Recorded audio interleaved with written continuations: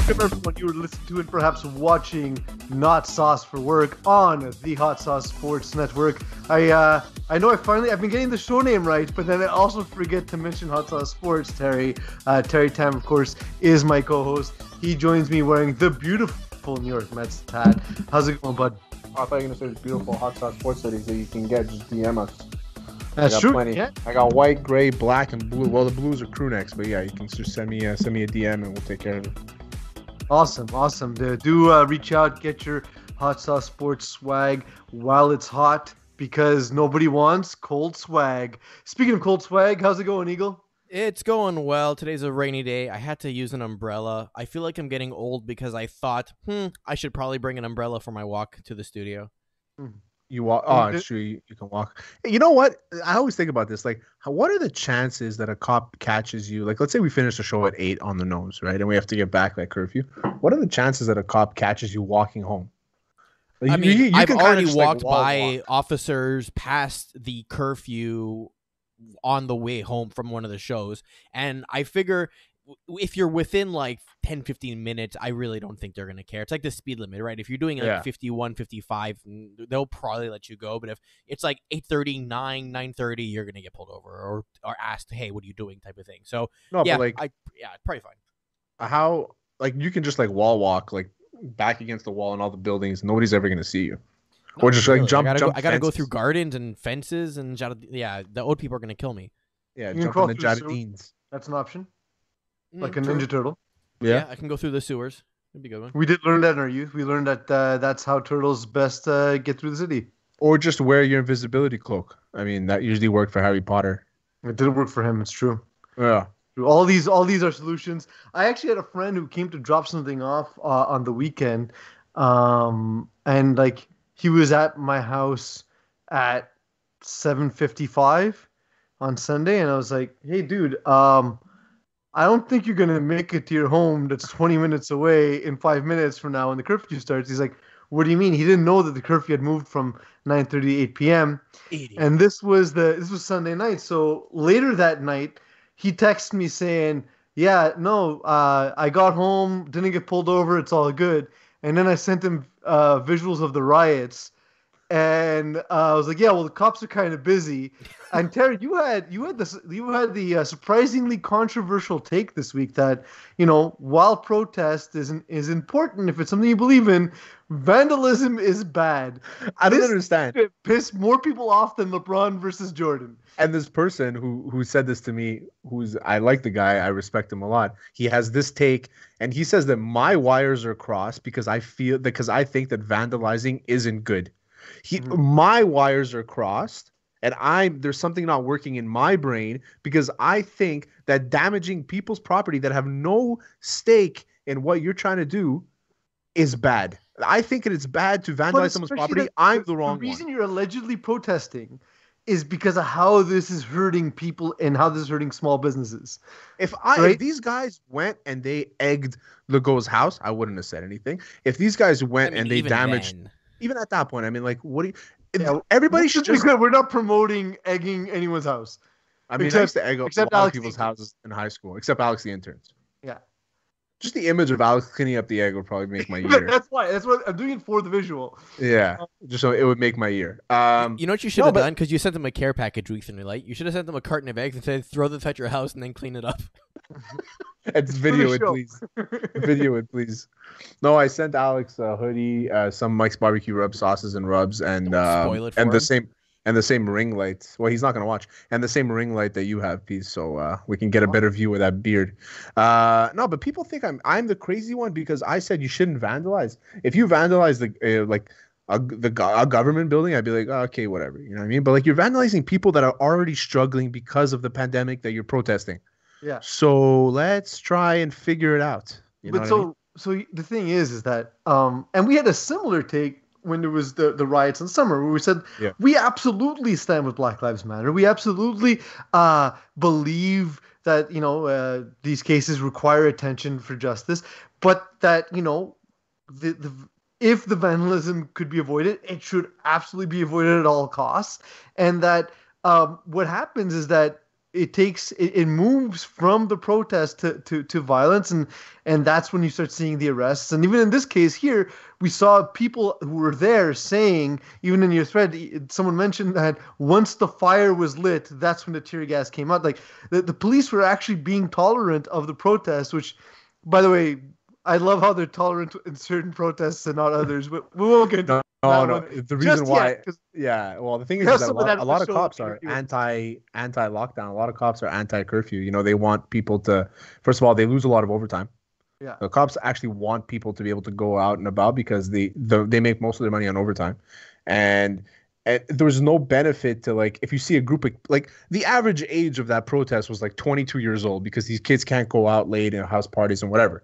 You know what I mean? I get it. It's ruining their summer. They want to make sure that before the summer happens, they want to make sure to be able to do what they want to do. And plus, admittedly, this time around, it's not really based on science. It's based on, we think this is the right thing to do. So anyway, let's not go there. Exactly. So they think because it's a policing measure. It's not a scientific measure, right? So like wearing a mask is backed by science. A curfew is just making it easier to police people, essentially.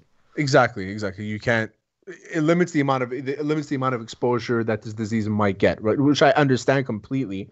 But anyway, the government's mishandled this whole thing completely, and I don't think there's one person that agrees with what the government's done so far. But at the end of the day, it's that they're protesting this, and the average age is like 22 years old. What do you expect these kids to do? All of a sudden, there's some random car that's on fire, and these kids don't realize that this car might be an Uber driver because he lost his job because of the pandemic. Yeah. He might be there delivering a fucking pizza to somebody or whatever, and his car has exploded now because these kids can't go out play basketball at 8 o'clock at night. Like, go fuck yourselves. But like, plus, what do you anti-pizza? Says this person, it brings attention to the issue.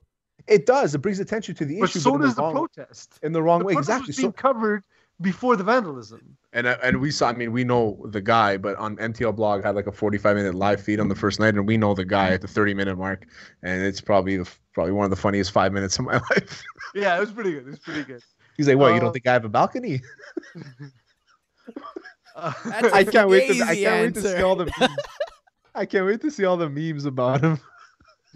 Well, you know, we should get him on now. He keeps on asking to come on the show. We should get him on now as that would be the one time I'd allow it. Yeah, the balcony guy. Not for sports analysis. And he has to be on his balcony while he does it. Yeah, at all times. Okay, in fact, we can build a whole character around him. I'll let him know. Talk to us from the balcony, baby. That's all it is. I'm down for that. But we do have a lot of stories that don't involve the city of Montreal. As we always say, we are we're not a Montreal specific podcast, but we are a podcast that is proudly Montrealer. So we will discuss things that are Montreal centric, but we will discuss sports topics from the world abound. What do you have coming up on Weekly Sauce this week, Terry? This week we just had Vincent Desharnais on the episode dropped on Tuesday. Mm-hmm. Such a great guy. And he had a few good stories of playing in the AHL. He plays in Bakersfield for the Bakersfield Condors. He belongs to the Edmonton Oilers, which is the city that Alex lives in. So Alex sent him a message saying, "Hey, you're from Montreal. I live in Bakersfield. Let's get on the show." And super nice guy. He's actually good friends with Gio Fiore. We had him on last year. And he's honestly a great guy, man. We talked about poutines. He told me his favorite poutine in Montreal. Well, it's in Laval. It's Chez Gérard there on Quai-Labelle, which... Does it count, though, as being anything decent if it's in Laval? Oh, okay. Yeah, it's true. That's what I said. I'm like, Laval's like the New Jersey of Montreal. Yeah. You know? And it's like the New Jersey of Earth. Exactly, yeah. So... No, it was good, man. We had good. And next week we have Chris Aki of the Alouettes coming on. So remember, we offer a lot at Hot Sauce Sports. We don't expect everyone to follow everything, but we do offer enough that something will catch your interest. If it's this show, great. If it's Weekly Sauce, if it's Steven Zhang, if it's Healthy Scratch, the Healthy Scratch boys have been doing some great work. We have a lot of really good products out there for a lot of different people. So remember to like, subscribe, comment, throw stuff at Eagle, whatever it takes. Just do the thing it takes to get the notifications that we're up, we're running, and to catch your favorite of Hot Sauce Sports products. Let's get to the news, Eagle.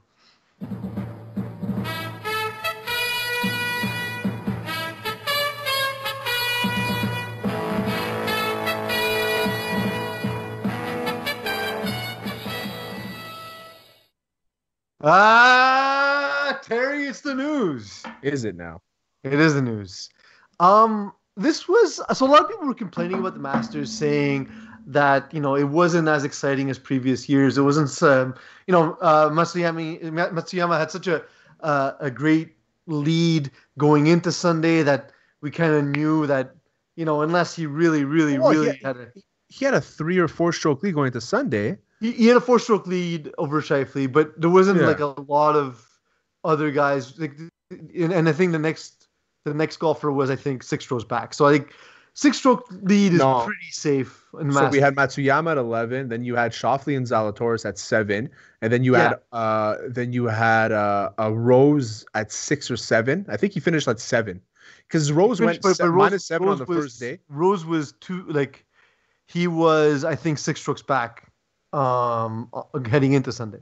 No, because Rose was -7 after the first day, and then he went even the rest of the tournament. So he finished at -7. My mistake. I thought he was at -5 or -6. Going into Sunday. I could be wrong. It could be like early on in the day he was 6 strokes back. But anyway, it wasn't boring. I found it a great tournament. I loved Matsuyama. To me, had the most human moment where if you're an average hacker golfer like Terry and I. Terry, like the course near my place, it. The first hole, there's like a water trap, but it's not a real water trap. It's 30 yards in front of you. Except that once per year, where like I've been having a great summer, just crushing the ball, I will top the ball and it'll land in that water at least once a summer. And that's like Matsuyama's first swing of the day. It was just like, I got a nice lead. I'm gonna win the green jacket. Oh shit, shanked it. And then on his last putt, second to last putt, to putt it for birdie, he missed it. It was like a 5-foot putt, and then he just knocked it in. He knocked it. So like if he had missed that one, he would have been tied with Zalatoris. It would have been his whole fucking playoff. It would have been crazy. But people saying that it was like uneventful and stuff like that. Yeah. People don't realize that Matsuyama after the rain delay went -6 on 8 holes. Yeah, I know. It's kind of the best thing that happened to him was that he had that rain delay because he kind of caught his breath. Like So I people say like they use choke all the time in sports, and I always say that that's not actually possible in team sport. The circumstances where I think someone can choke is the free throw line. I hesitate to even say a penalty kick in soccer because the goaltender is also involved, right? But like a free throw, like there's nothing between you and the basket. And golf is a sport where you can absolutely choke because it's just you against the course, right? The other players in the field don't even matter. Yeah, that's a good point. Sorry? But I had a great time watching Masters, and the fact that I got a little nap in too, like right before the rain delay. It's the best thing in sports. And the best part is that I played golf on when did I play? I played twice, and I played on Saturday. I played Saturday golf, and I got home thinking that I'd missed like half of the Masters, and I got home and there was a rain delay. Yeah, and I was like, "Fuck, man, this is amazing! I can't believe it." Oh no, Friday or Saturday, anyway, whatever the rain delay was. And I got home and I turned on the TV and I see it says rain delay. I'm like, "Oh fuck, I'm not gonna miss it." So I ended up watching the rest of the round, which was sick to me. And then I watched Sunday as well. But Sunday is perfect because you can take watching golf is good because you can take like 2 or 3 20-minute naps in the middle, and you don't really miss much because they'll always flash back to like a few other holes and stuff, which is perfect. My Sunday was great. I smoked 2 pork shoulders, made some beer, watched the Masters. It was basically the best that a Sunday can get, in my opinion. Again, Hideki Matsuyama wins. That's the big story because it's Japan's first winner of the Masters ever. But Will Zalatoris stole the show. Here's a tweet that was put out by Adam Sandler. Eagle, can you read it to us? Because it's small on my screen. Have fun today, young man. Mr. Gilmore is watching you and very proud. And so he pointed out that Zalatoris looked a lot like his caddy in the famed golf movie Billy Madison. Happy Gilmore, man. Oh, sorry, Happy Gilmore. I'm sorry, man. I made a mistake. Admit it, in piece of defense, it's basically the same movie except one has rich school kids and the other one is golfing. So exactly. 1 second, because I sold a chair online and the woman is, I don't know, she's bailing on it last second. So whatever, fuck it. It's funny because there was so many, there was like memes about this guy, about the actual caddy, like a few weeks ago, how he became like this doctor and stuff like that. And now there's this picture. It could legit be his son. This guy Zalatoris looks like he's 12 and he weighs 113 pounds. And he's actually, I think he's leading the tournament this weekend that they're in. I don't know what tournament. Zalatoris is a guy who's been like an up and comer for a little while, and between him and Matsuyama, I don't think the two of them weigh 300 pounds, but they both can absolutely mash that ball, man. Like it's impressive to see what they can do with that size. I hit my longest drive ever over the weekend, and it was probably about like 270 yards. And these guys are like, that's like a layup for them. That's crazy to me. Yeah, I hit one a couple of years ago. It was 270, but like it was like downhill, the wind on my back, in perfect conditions. Yeah, these guys do that like eyes closed. You know, that's a bad swing for them. But yeah, listen, Masters it's the, you know what it is, and we didn't really experience it this way last year. Is there's so much stress and hype coming out of the NCAA tournament, especially if you do a show like ours where you're watching the games, you're trying to get storylines, all this. There's so much happening every day of the tournament that like you kind of need like a come down, and like the Masters is a nice come down event. Like it's nice and relaxing, and it was great. It was really, really great to enjoy back in its normal time slot, back in its calendar. Like sort of it not being there was the mark of the pandemic, and I feel like it being where it was this year was sort of like a bit of a return to normalcy that we've all been craving. But yeah, it was enjoyable. I had a good time. The accusers' names have been starting to be released as Defense Attorney 101 is. You get the names to be public so that the people who are alleged victims get to be now criticized and scrutinized in the public eye. It's tough because on one side you say, well, you know, you want people to put their names to accusations, but then the other side of it is, do the accusations ever come out if they don't at least have the ability to come out with them anonymously to start with? I don't know what that was. I don't think that these names should be released before there's any decision made. I mean, it sucks. It sucks for, decision by sentencing or whatever you want to call it. Once you go to, especially if this becomes like a criminal case, then the names may be released at that point. Like depending on the case specifically, it's not always the case. I think somebody needs to step in and say, some judge needs to step in and say, we need to hold these names because it's such a public case. Like we're talking about it. We live in Montreal. You know what I mean? Like this is happening in Houston, and we're actually talking. We've talked about this like 5 weeks in a row now, and these people need to be protected. I believe, and this is where I am not a lawyer, so I'll preface with that. But because it is a civil case, the borough, or I think it's the state of Texas, if I'm not mistaken, has laws saying in civil cases you cannot file them anonymously on a complaint. Right? Oh. So if this was a criminal case with sexual assault allegations, I think they can actually hide behind a cover, but because there is a civil case, you can't do it anonymously. I think that's the specifics regarding what's going on here. That's fucked up, man. That's fucked up because it's like you do this, you're already scared to come out because you're coming out against Deshaun Watson. And then you're coming out, and then you have, regardless of how many people see this as, you know, if these people are victims, we need to protect them. There are some people that are saying that they're lying. So the bile that you see on the internet about this is crazy. It's crazy. It's bananas. Like I avoid it on Twitter, man. There's someone who asked us for a job where I never even brought it to you guys because I don't want this person working with us. And then when I saw his take on it, I'm like, oh no, I made the right decision not wasting the guy's time bringing this guy in for an interview. Because I'll tell you after the show. Okay. I don't want to give him any more attention than he deserves, basically. His take was, I don't know Deshaun Watson, but this has to be bullshit. And I was like, does that have to be bullshit? Like you know the women? You and I are not saying he's guilty, but at the same time, we're also saying, hey, there's something we got to look at too, right? It's an accusation. Yeah, that's accuse what it is. Listen, I'm all for.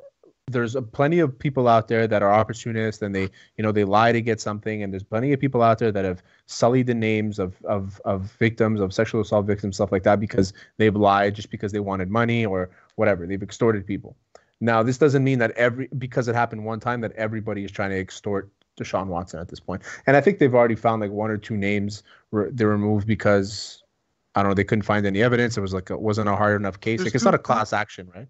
Two have been dropped. One sort of, I don't know exactly the situation, but there was an issue with the filing. I don't know if it's evidence related or whatnot. And the other one was she just wouldn't do it unless she could do it anonymously.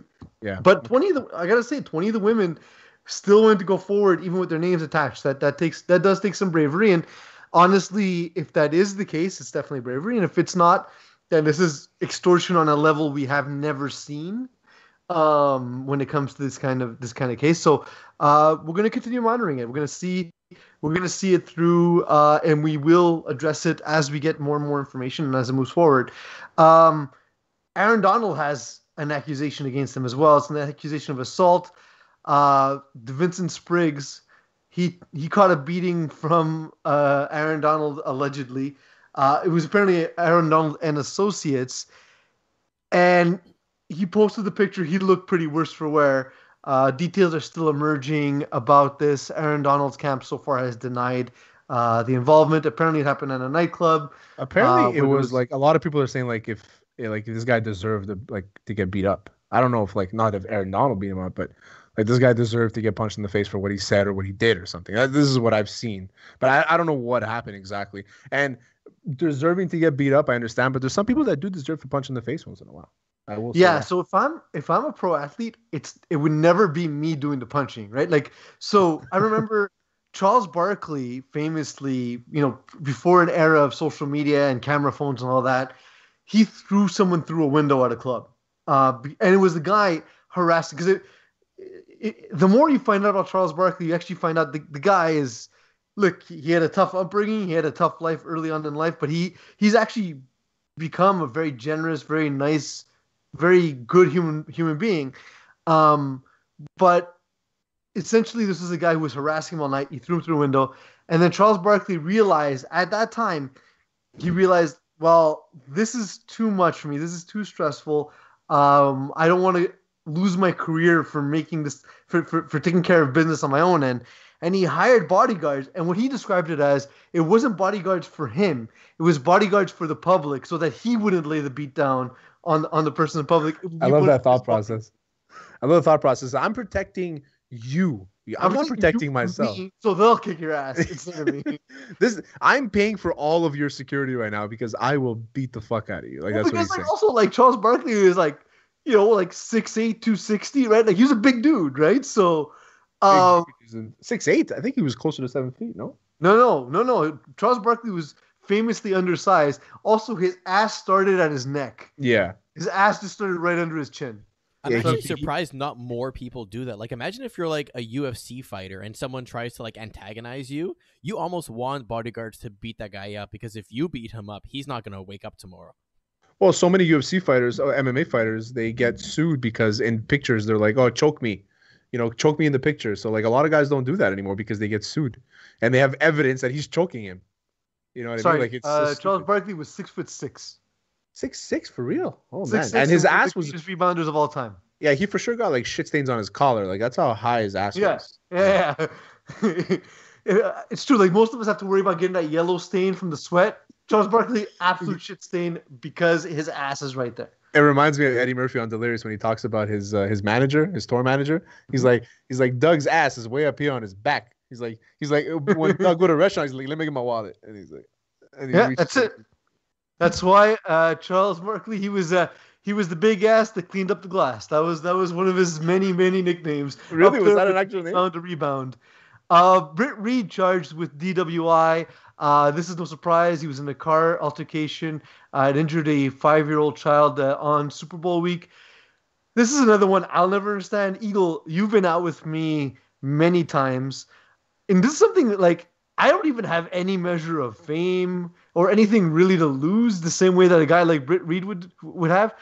I constantly would Uber to bars, to restaurants, to weddings, because I don't like driving in the first place.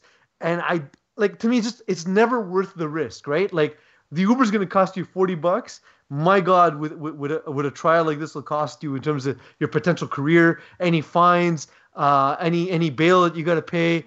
It's just awful. I don't understand how, if you have any money at all, why you're not paying a driver to take you out at night.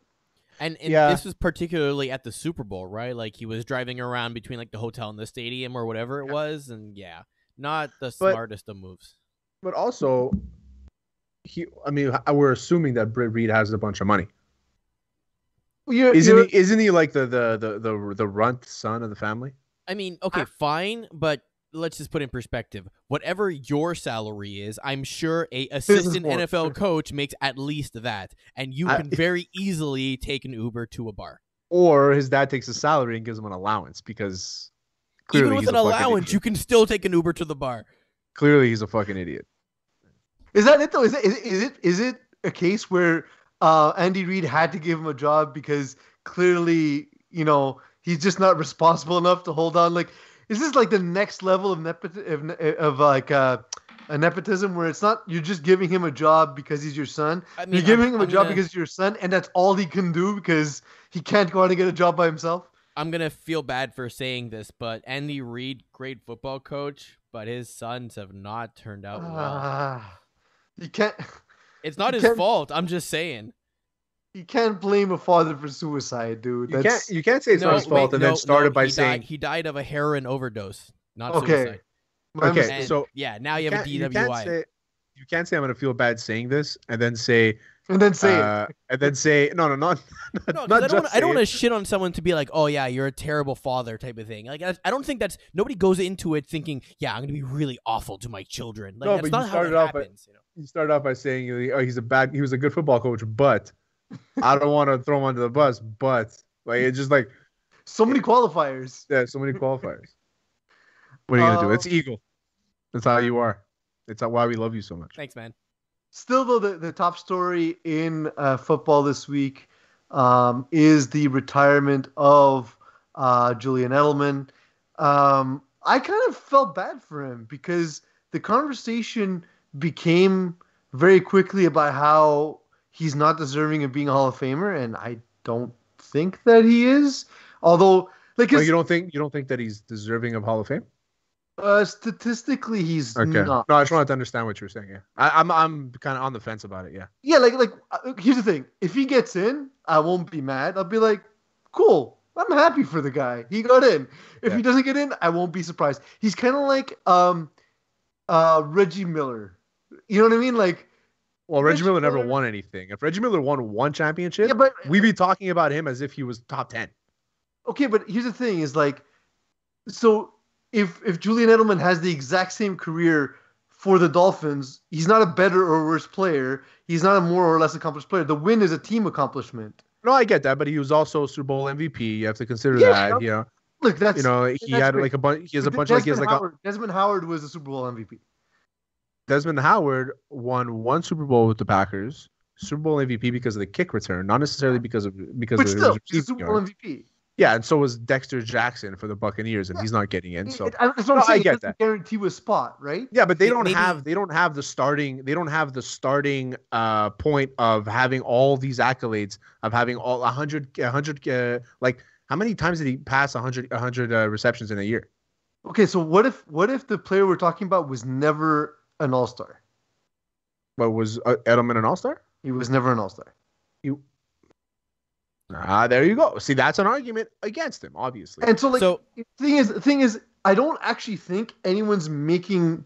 I think it's like a bot argument, right? So like a bot says Julian Edelman, the Hall of Fame, and then people are arguing against the bot. I don't think real people are actually saying, "Oh no, he's a definite Hall of Famer." He's a guy who's like, you know what? I'd be happy if he makes the Hall of Fame. I don't think anybody seriously considers him to be, you know what, slam dunk in 3 years, he better be there, or I'm just picketing against football, So I'd be curious to figure out if there's any other what I'll refer to as slot receivers that you think are eligible for the Hall of Fame that didn't get in, or someone who is in the Hall of Fame as a slot receiver, which is kind of the baseline for someone. Like, are we talking a Wes Welker, Charlie Joyner type of thing? Like, where do we draw the line? Darren Sproles, maybe? Wayne Corbett.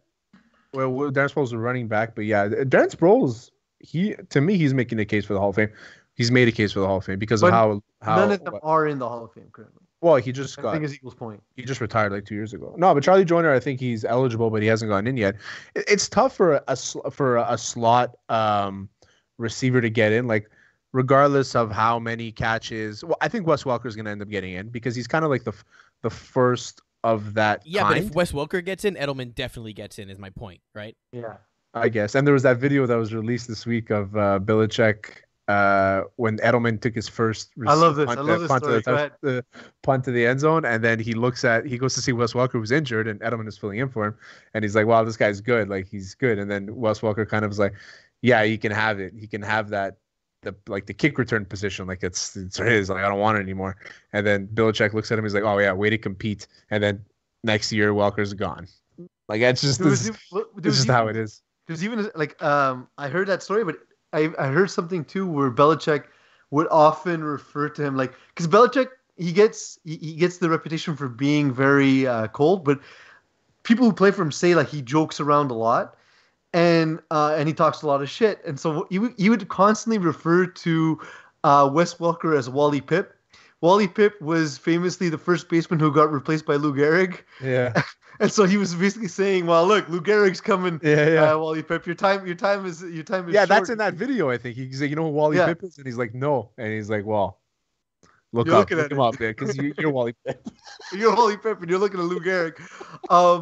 No, it's honestly, I think we live in a strange time, and Alex the intern is the most guilty of this, where things are either amazing, you're either the GOAT or you're shit. And it's like, no, there's a lot of greatness that's not the best. There's a lot of good but not terrible. There's a lot of bad but not terrible. There's varying degrees, and I think Edelman is somewhere in there. I think he's a very nice player. I think Jarvis Landry would have done the same thing for the Pats as Julian Edelman. I think Wes Welker did do the same thing. I think the role was valuable, and I think he did a great job of that role, and that's all it is. It's going to be very hard. It's going to be a topic of conversation in 5-6 years when Edelman is eligible. Well, he's going to be eligible in 2 years, but when he's actually eligible and he's not getting enough votes, and then people be like, "Why not Edelman?" Then all the Boston fans are going to come out and be like, "He's got 5 Super Bowls." No. Plus, he's white and he played in Boston. Oh my god. Oh my god. Fans are gonna, dig it up. But until they find out he's Jewish, then they'll be like, not sure. Yeah. Not sure.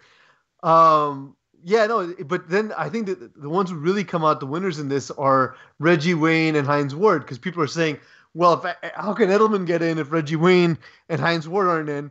But I don't know how Hines Ward is not in the Hall of Fame. That argument about Edelman. Yeah, I don't know how Hines Ward is not in the Hall of Fame, and Reggie Wayne too. I mean, Reggie Wayne was sick, and I don't know how they're not in. Like it, it's hard. It's really hard. They are. Zach Thomas isn't in the Hall of Fame, and like he has better numbers across the board than Brian Urlacher. Who's this? Zach Thomas. Oh, Zach Thomas. Yeah, Zach Thomas. He's not in the Hall of Fame. He's not in the Hall of Fame. Yeah, that's crazy to me. That is crazy. Absolutely. Brian Urlacher was known as like more of like an interception machine and stuff, and yeah. But it's notoriously a difficult Hall of Fame to get into. It's not like baseball where there's all these things that they hold against players, but it's not like the NBA either, where basically if you're very good, you'll get in. The thing is, basketball is like if you were on a good team, then you're gonna get in. That's basically what it is. It's just they treat it like a museum. They really do treat it like a museum, right? Where it's like they want you to witness what the Michael Jordan Bulls look like. They're gonna want you to see what the big three were in Miami. Yeah. Like they want you to relive the history of the league in a different way than the NFL really honors its greats in a sense. There isn't a perfect process. The best process, though, is baseball. I love the way they do it. The only thing is that the people voting for baseball are the problem. It's the crustiest, oldest people in the world. Exactly, yeah. They need some young blood in there. They need some guys. They need some local writers, some new guys from ESPN, from Fox, whatever. Guys that actually cover the sport now, and not the same guys that covered it when fucking I don't know, man. All these guys who owe their careers to steroids, by the way. Yeah, when Rick Monday careers were saved by steroids. Exactly. So these guys need to leave, and they just need to let Pete Rose in and just say bygones be bygones and fuck it. Gronk was asked if Edelman would come out of retirement like Gronk did last year and join the Tampa Bay Bucks, and we have this video from Rob. How you doing, man? Welcome to LA. Look, I gotta ask, Julian Edelman retiring. Can I get a? Yeah, he's a beast. He is a beast. Yeah. A lot of people caught off guard. I was shocked actually. Julian's ultimate competitor, man. Nothing but a huge proud for Julian, man. He was a great teammate. 3-time Super Bowl champ, MVP of the Super Bowl. Of course. You gotta give it to Jules, man. He gave it his all, his whole career, and he was a wonderful teammate. Had a lot of good times with him, and fun to watch. He's gonna keep on thriving. So let me ask you this though. There's a lot of people are asking now that he's done. Is he a Hall of Famer? Jules? Yeah, he's a Patriot Hall of Famer for sure. A Patriot Hall of Famer. 100%. NFL Hall of Famer. I definitely think he has a great possibility of being a Hall of Famer. You know, the regular season numbers maybe fall a tad short. His postseason numbers are incredible, right? Yeah, he's a beast. I mean, the numbers just don't show everything that he brings to the table. You know, just the attitude and competitiveness that he has. So it's more than just the numbers, obviously? Yeah, it's more than the numbers that makes Julian element. Is there any chance that he ends up in Tampa Bay with you guys next year? Has there 69% chance? Yeah. A 69% chance? Where are you getting that number from, can I ask? That's just, you asked if there's a chance, I give you a number. All right, look, do you think he has another year in him? Yeah. You do? He'll be back. He'll be back? He'll be back. You think? All right. Yeah. Camille, you gonna put a ring? I love Gronk, man. Yeah, Gronk's the best. You can always get a good quote out of Gronk. I love it because like he's obviously skating on the whole Hall of Fame thing. You could tell he barely even cares. Yeah. But then the second he has a chance to make a 69 joke, he's all in the conversation. He's always on. Gronk is always on. Yeah, Gronk is always unapologetically Gronk. He's unapologetic himself. So in the NBA, Greg Popovich, he had something to say about the Daunte Wright death. We're gonna see a video about this in a second. As I let Eagle bring that clip up, we're gonna talk about this. This is a big. Did you see the video? Times does it have I saw the video. And, you know, I sent the video sick to our stomachs yes, as we might feel. You know, that individual's dead. He's dead, and his family is grieving, and his friends are grieving. And we just keep moving on as if nothing's happening. It's, you know, I've said it before, I think we're already in the process of being Rome. It's over unless we find some leadership and some common sense and some fiber and some people that can steer us in the right direction. Get it? No free ads. He's right, man, and it gets to a point. It's like this girl cop who thought she was holding her taser and shoots off her gun. It just proves my point that what I've been saying this entire time. We don't have a problem. I mean, I don't want to say we don't because I'm not. I mean, it doesn't affect me. I haven't been affected by this, but we don't really have a problem with racism, and there are racist people out there. But the problem we have with these police officers is that they don't know how to react in stressful situations because they're not trained properly. Everybody's saying defund the police. There shouldn't be defunding the police. You should be putting more money into getting the right people in there. So the defund the police is also it's been co-opted. It actually means the redistribution of police funds. Exactly. Rather than just hiring enforcers, you're hiring services for the police so that they can become better at their job, so that they have support, so that they can deal with the traumas that they're dealing with on the force, so that you have what's it called? Psychological workers who can address situations that don't necessarily involve enforcement and so on and so forth. Here's the thing with Daunte Wright. There was a warrant out for his arrest. Do we want police officers to kill people without trial because there's a warrant out for their arrest? Last I checked, they were trying to arrest him. Fleeing from a police officer isn't an automatic death sentence. If anything, it would have added to his warrant, which they could have they could have acted on at any point in the future. You go to his house and you arrest him there. Like, if not for that person, we're not having this conversation, because they were trying to arrest him when they ran the check on him. They see there was a warrant out for his arrest. Okay, fine. So they're trying to arrest him. At first, he's giving in. He's like, okay, arrest me. And then he tries to run in his car. Both the cops that were trying to arrest him were trying to just pull him out of the car. They didn't have their guns drawn or anything, which is what you're supposed to do, right? The guy's not being violent. He's just trying to run away from you. You know what I mean? And this girl, she's like, I'm going to tase you. I'm going to tase you. I'm going to tase you. And she shoots him in the freaking ribs or wherever she shot him. And it just boggles my mind how she didn't even realize that she had a gun in her hand. That's the part that scares me, is that they're not aware. They're too desensitized to right away thinking, okay, I have to pull out my gun just in case this guy pulls out a gun on me. Yeah. Like, we don't know what he was going to do. Let him drive away. You know what I mean? Like, at that point. Here's the thing, Terry. I recognize that this case specifically was a mistake, right? And there's some jobs where mistakes matter more. If I mispronounce someone's name on a podcast, I'm going to be okay, right? Like, my job's really not that important. I make fart jokes and talk about sports. Yeah, like when you call David Sanchez David. Yeah, a couple of times. It's a mistake. It sucks. A lot of times. I don't like making mistakes either. But this is a mistake where you took someone's life, right? Now, Terry, if you accidentally kill somebody, that's manslaughter. You go to prison for that, right? So many times when a police officer makes this mistake, they not only get away with the crime of manslaughter because it's still accidental murder, they also, in some cases, get to keep their jobs. And I was talking to someone recently. I said, because we're talking about the Derek Chauvin case, and I said, the Rodney King riots didn't start because of the beatings. They started because there was no accountability of the Rodney King beatings. Exactly. That basically those cops got off scot-free. And if that happens again with Derek Chauvin, if that happens again in this case, then we're going to see protests. We're going to see riots, because there can't continue to be more accountability for guys like you and I who have no training than for people whose livelihood it is to hold a firearm. To just update on this case, she has resigned. The police chief of her station has resigned, and she has been charged with second-degree manslaughter. Whether she's actually going to be found guilty or not is an entirely different conversation, but the legal process has begun in this situation. Well, the same thing with Chauvin, right? And I don't think he's going to see a day in prison. That's going to cause issues, because I know, but he's not going to see a day in prison. We saw it happen. We saw someone narrate his own death. Everyone saw it happen. Yeah. Yeah. And I love how they're trying to say, the toxicology report said he had all these drugs inside.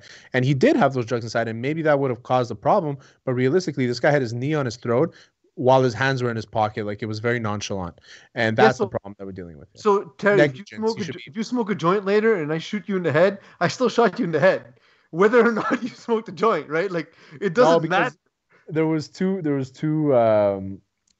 autopsies done. One of them said that he died from asphyxiation. The other one said he died from a heart failure, and heart failure could be caused by the drugs, asphyxiation because he had his knee on his throat. But anyway, heart issues can also happen when you're not receiving oxygen, by the way. Exactly, yeah. You learn that in first aid, by the way, in the first 8 seconds. Anyways. But yeah, and then for that reason, I also want to draw attention to Karan Nazario's traffic stop. He was stopped by police for not having a license plate visible. He was worried, so he drove to a gas station, which was a quarter mile down the road, because it was very well lit, and he knew there were cameras there. So he stopped there, and with the cameras there, and with the daylight, he still was pepper sprayed while showing both of his hands to the police officer. He was still ripped out of his car. He was wearing his military uniform, which, by the way, Colin Kaepernick disrespecting the military, but this isn't disrespecting the military.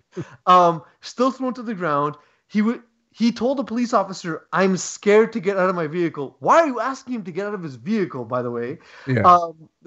He's not, there's no reason from what I saw in the video that you would ask him to get out of the car. But anyway, he's saying he's scared, and the police officer's answer was, first, he said, "You're scared? You should be." And the next thing he said was, "Oh, don't worry, when you're done with this, you'll be riding the lightning." What does that mean? Electric chair. It's a reference to the electric chair. It's funny because I'm a Metallica fan. I didn't even know what that meant. Yeah, that's. And now I just realized the cover of the album too. Yeah, it's all there. There's a video of that.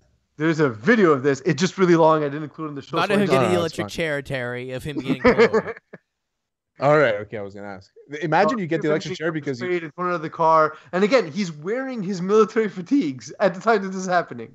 Imagine you get the electric chair because you didn't have a license plate showing. That's crazy. And then you have somebody defending it, be like, yeah, well, he should have. Yeah, because everyone has the right to know that your car is a license. It brought attention to the issue. Wait, I gotta do the other voice. It brought attention to the issue. But you know what? These are obviously terrible things, and we want to light things up a bit. So I will lighten it up with the joke. I want to make sure that people don't think I'm trivializing it. The worst case, the saddest case of the week, is that Love is dead. ARod and J-Lo splitting up, and I think it's because he wants to buy the T-Wolves, and J-Lo's like, I'm not moving to Minnesota. Did you see the video of it, like somebody recording like all of J-Lo's pictures with ARod, and it has like a cutout of like the sand, and it says Jen plus Alex. Like, it's very cute. I think he posted it. Oh, that does sound pretty cute. Yeah. That's why, man. Like, if J-Lo and ARod aren't gonna make it, do any of us have a hope in the world, Terry? Not only that, is like if you break up with J-Lo, like that's the worst person to see out and about. Like, J-Lo is like, she gets better with age. You know what I mean? So it's like she's always getting hotter, so she's always gonna get somebody better than you. And like, it's not even that she's doing like the Chloe thing of like having a manicure every picture that she puts out there. You know what I mean? So like, no matter what, she's always looking good. You know, because she gets pictures taken of her all the time, and she just always looks incredible. It's out of this world. Hey, you know what? If he bought the T-Wolves, then good for him. I mean, he wanted to own the Mets, and that didn't work out for him. So it's like, what's the next shitty franchise I can buy? Oh, the T-Wolves. But so like, I love a couple things about this. One is that in all seriousness, it does, especially according, if you believe Jose Canseco, ARod was not faithful to Jennifer Lopez, and I find it hard to believe that someone who served 100+ game suspension for steroids would be caught cheating. But the other part of this. The other part of this is the current owner, Glenn Taylor. He's selling the team to Mark Lohr and ARod. He's going to still be part of the managing group for 2 years before he leaves. And in the contract, it says that they can't move the team. Now, how quickly do you think the team is going to move to Seattle? And how fast do you think ARod rips up that contract? Oh man, that's a good call. I mean, is Minnesota like a bad basketball market? Like, I don't know. Well, it's just Milwaukee's really close to Chicago. So I just think. Why are we talking about Milwaukee? Oh, sorry. We are talking about I don't know. Milwaukee's not a great. Minnesota's another one of those teams that they always is going to be moving. But yeah, we're not. Minnesota is not a huge market. And Seattle, of course, is one of those teams that are kind of like the Expos that like the fans have never died kind of thing. They're gonna have two teams in Seattle. They don't have a team in Seattle. Oh, okay.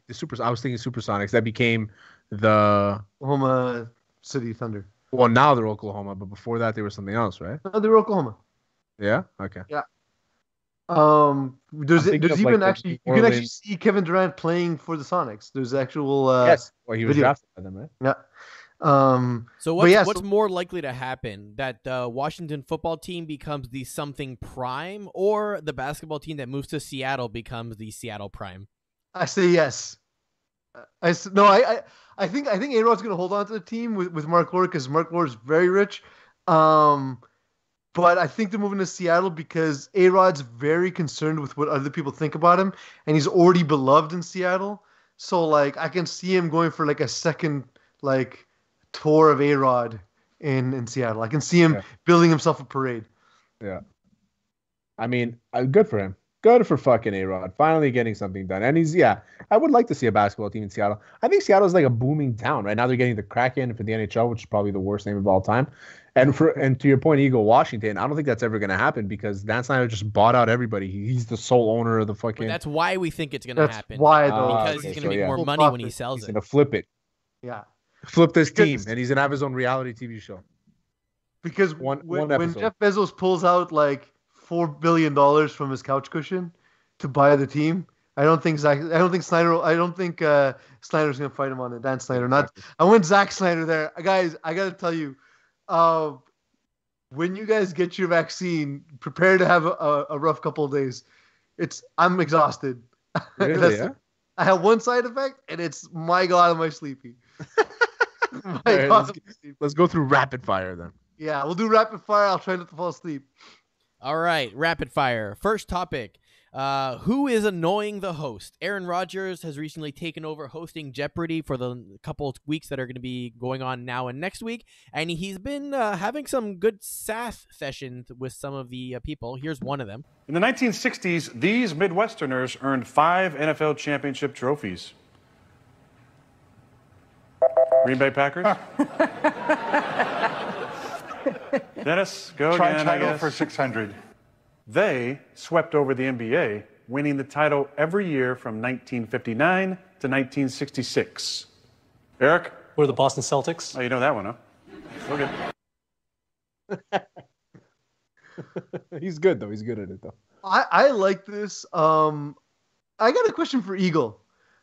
What do you think about ARod, your quarterback? Because since you're a Green Bay Packers fan, your quarterback hosting Jeopardy in the offseason. I don't understand it, is the best way I can describe it. Because is he starting the next portion of his career and looking to go the Tony Romo route, and so putting his face out there with Pat McAfee appearances and now Jeopardy? Like, is this the next stage of his agent telling him to promote his brand? Or is he just, fuck it, I got nothing better to do in the offseason, let's just go? That's right. I think it's more Space Jam than it is Tony Romo. I don't think Aaron Rodgers has much of an interest for play-by-play as much as he has an interest doing things like Jeopardy. He seems to be one of these characters who's just interested in a lot of different things. Yeah. And it's not like Jeopardy doesn't pay well. Aaron Rodgers is going to have a post-career kind of like Derek Jeter's, where I think he's going to disappear for a little bit, and then he'll suddenly buy into a team somewhere in California where he's from, or I don't know what. You know, I think that's what Aaron Rodgers' his post-career is going to look like. I don't see him in the limelight. I don't think he likes it that much, honestly. I think he likes to talk to people that he likes to talk to, and this is an opportunity for him. He just said, fuck it, I'm bored, like you said, Eagle, and he's doing it. Good for him. Fuck it. I love the Green Bay fans who think that the show's recorded like every single day, and not that they do like 40 episodes a week, because they do. Like they record the whole season of Jeopardy over 2 weeks, basically. They record the whole week because it's the same contestants in one day. Yeah, well, they record a whole bunch of them like back to back to back to back, and then they just air them once a week. Yeah. But so like people talking about how like, you know, he should be preparing for the season. Like, this is his off. It's literally his off time. It doesn't conflict with his NFL schedule at all. 0%. Like, do people ask you to pick up garbage when you're in Riviera Maya? Exactly. All right, next. Please help me pronounce this. Ephus. EFA statement. In an effort to maintain effectiveness as he's aged, Zach Greinke has added a new pitch to his repertoire, the EFA pitch, coming in at a blasting 51 miles per hour. Oh, he actually named the pitch? I don't know if it's been named by someone in the past. Oh, okay. But isn't it like a changeup? It's different than a changeup because a changeup looks to mimic your fastball. This just has a lot of movement and is coming in insanely slow. It's closer to like a palm ball or a knuckleball than it is a changeup. A changeup is you kind of throw it so it comes out fast and then it just dips and it changes. Like your arm levels, action. right? Your arm action is identical to your fastball. It's just your grip is different, so the ball has a lot more spin and or different spin rather. How people have come up with these fucking things is crazy to me. Yeah, like it doesn't make sense to me how they've come up with like the way you hold the ball and all these different things. That's why baseball is so impressive to me. By the way, I declared myself last week baseball guy for the year. So I saw it on Twitter. I'm a baseball guy. I've been watching the Mets games. I'm sold. I'm in. Michael Conforto leaning into the ball. You became a baseball guy. Yeah, there you go. Michael Conforto leaning into the pitch. Love it. I'm all for it. I as a Mets fan, I actually thought that was kind of lame. I will say, I was watching a game. I think it was, I don't know if it was that game. It was from that Marlins series where they talked about DeGrom's record as the Mets starter, and like he has something like a 2.04 ERA and X amount of starts, and he has like a losing record in those starts. The Mets are the worst organization in baseball. But they're looking up now. We're gonna win the ship this year. We're going for it. Hope so. I like Lindor. Yeah. Next, sharp observation. The undisputed Shannon Sharp was fooled by the internet and reacted to a fake KD tweet, and this was his commentary on broadcast. Better than even LeBron James, but very few people were willing to go there. And then he because he said it, if LeBron James is the GOAT, I beat the GOAT twice and hit the shots in his building, what does that make me? It wasn't about, well, I will be better than even LeBron James. I love how they can just find any reason to take any analysis on anything. Welcome to sports radio and media. I love it, man. I've fallen for fake accounts. I fell for what was the fake account I fell for? Oh, it was like one of the Montreal Canadiens trades or something, right? Because even Alex the intern made fun of you. That's how stupid you were. No, I don't think it was. I don't think that one was me. But I will say, on my end, I don't go to the show with it unless I've double and triple checked the sources, right? And we don't have the staff that Fox has. We have Eagle. Eagle is the one person to make sure we don't come off as complete assholes. So we need to do a lot of our own work, right, Terry? So exactly. I find it surprising how it passes all those levels of editors on a show like that. My favorite thing about this, though, Terry, I don't know if you saw Katie's reaction, because Shannon Sharp, after KD said, I never said this, Shannon Sharp blocked KD, and then KD responded with a screenshot saying, and I'm sensitive. Like KD's good on Twitter, but he's also awful on Twitter. I remember with the tweet that I fell for. We're just like KD's been kind of joking around too. Like he just has a bit of a different sense of humor, and we're only now starting to understand what that sense of humor is. Yeah. Because it's coming out in ways like this, where obviously it's funny, and Shannon Sharp can't take a joke at his expense. I've hated on KD for a while, but I watched the Nets against the Lakers the other day, and he made a dunk. He took the ball, he inbounded the ball, and he just went full court, and he made a dunk. His arms are so long. He was on the baseline, and he still dunked it over I don't know whose head, and I was like, this guy is on another planet. Indefensible. Yeah. All right, next, make it rain. I'm not sure if you guys saw this week, the Raptors-Knicks game was delayed due to rain. Few details that might be relevant for you. One, the game was not in the Sky Dome or some weird place where they couldn't close the roof. It was in Madison Square Garden, which, in case you didn't know, is a completely indoor venue. They had a leak on their roof. So before COVID, Terry, myself, and Duke the Graphite were supposed to go on a road trip to go get a laptop that was forgotten in New York City. Yes, I know the story. And our plan was to go watch Pacers-Knicks at MSG. And now I'm realizing, Terry, we got to do this soon because that arena is not going to be open for much longer. It's an old arena. It's dying. It looks better from the outside than it does the inside. No, the inside's beautiful. No, it's old and beaten up. It's old and beaten up. I've only been there Players once. Hate it.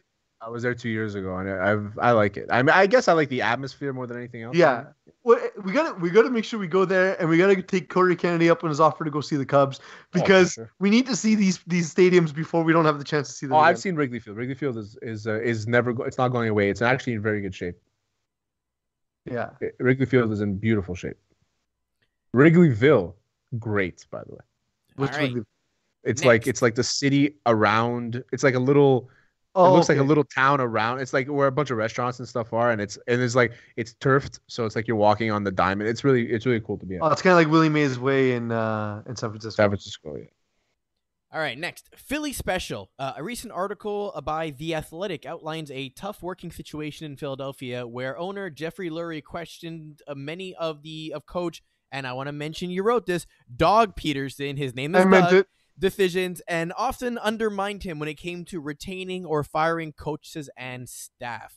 Is this just the Eagles screwing up their franchise after finding some success?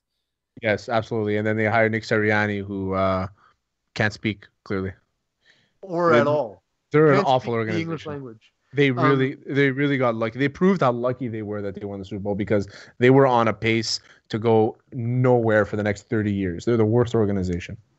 It's pretty, like, the thing is, and I see people all over the internet again, and the reaction to this is largely, oh, well, tough working situation. You know, it must be really hard being a millionaire. Listen, a shitty work environment is a shitty work environment. You wouldn't like it either, regardless of if people are paying you.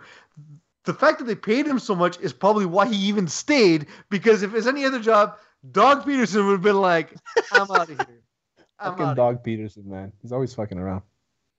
And last topic for this week, naked lunch. Quebec Minister of Parliament William Amos was caught naked on a Zoom call during a virtual House of Commons question period. His reasoning was, oh, I just finished going for a jog and I was changing into my work clothes and didn't realize my video feed was on. Listen, this is a completely honest mistake. And I'm not going to take anything away from him. He shouldn't lose his job. It's literally an honest mistake. But, like, how dumb can you be to just not look at the light on your camera, on your laptop?